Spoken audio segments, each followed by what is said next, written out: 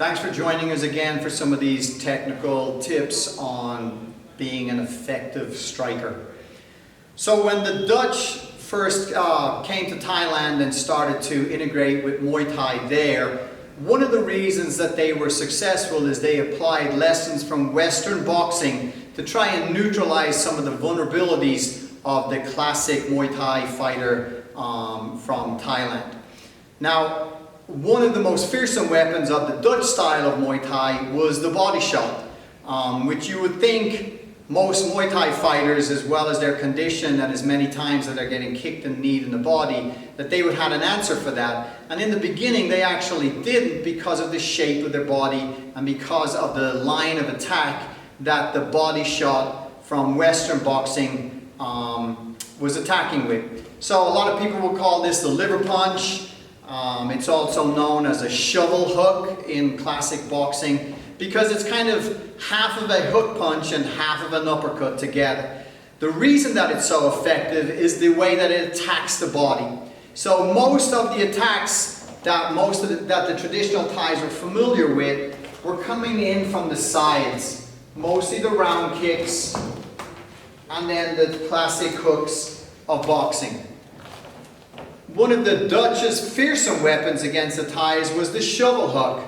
And their hook, versus coming in very much kind of in a line this way, came at an angle and came up versus in. It certainly went in, but it came up, okay? Now in fighting, I always tell fighters that punches that come, actually not just punches, any kick or punch that comes from low to high are a little more difficult to defend, and that's because of the body's natural flinch reaction. When something comes at me from kind of an unorthodox angle, the first reaction of my body is to separate from my hands. Anything unfamiliar will make you kind of want to look at it and go, what was that? The problem with this punch is by the time they get done thinking, what was that? Their coaches have usually told them, that was a body shot, son, that just dropped you to your knee. Okay, so I will allow my straight right hand as my setup, but when I throw this punch, I'm going to allow that punch to drift me off the center and offline.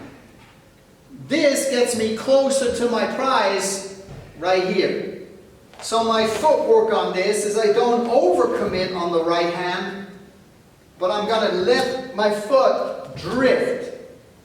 So my back foot on a normal right hand initiates like a sprinter coming out of the block, and my front foot tends to stay square in front of my target.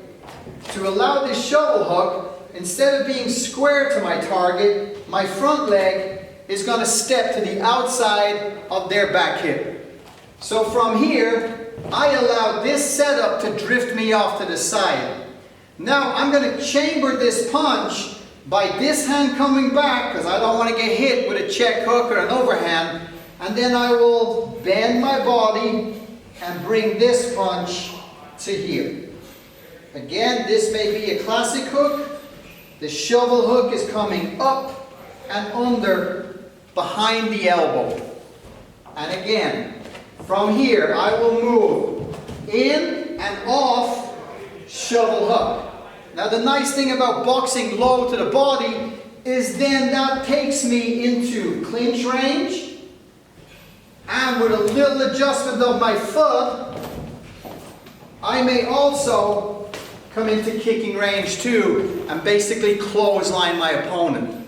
So I will demonstrate this with Cody standing with his back to the camera so that you guys can see the line of the attack. Here you cannot really see my head behind Cody because I'm very much in the same line as him. I'm going to step outside of the line.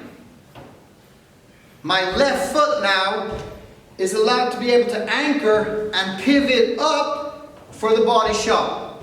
Again, from here it's easy to come into clinch range, or from that body shot to be able to pivot and clothesline whatever is in the way. One more time from this angle. I'm going to drift outside of his hip, pull the body shot. Here I knee, or here I kick. Body one more time here. Again, as I throw my right hand, I'm drifting to the outside. Shovel hook, clinch, or kick. And that is using Dutch style Muay Thai to defeat a classic Muay Thai stance where they're so used to watching things coming this way and this way. Enjoy. So here is a solo version of that same attack that we just demonstrated with the shovel hook to either the clinch or the clothesline kick. So I am square in front of my opponent, and as I attack with my right hand, I'm going to come off the line and just drop my body weight slightly forward and off to the side. And I ideally just want to be on the outside of my opponent's hips so that I can get a better look behind their rear arm at their ribs. So from here, I will move to here. As this hand is coming back, because I have to watch that they don't counter me with a check hook, it will be like a lever that releases this body shot. All of my weight, predominantly all of my weight, is on my lead leg at this point, and I am swiveling this way. Any fans of Mike Tyson are very familiar with this punch right here, and a lot of times he would even follow that up with an uppercut because he had the balance on his lead leg to be able to pull it off.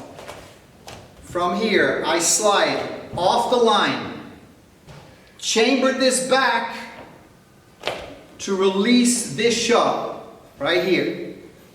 From here, I'm going to clinch range, pull to the knee, or from this liver shot right here, I'm going to allow my back leg, which is light to move right now, to pivot, and then I can attack with the kick. The trick is to pull yourself off the line to be able to get that corkscrew effect and that torque of your body to bring that punch up and in. The shovel hook.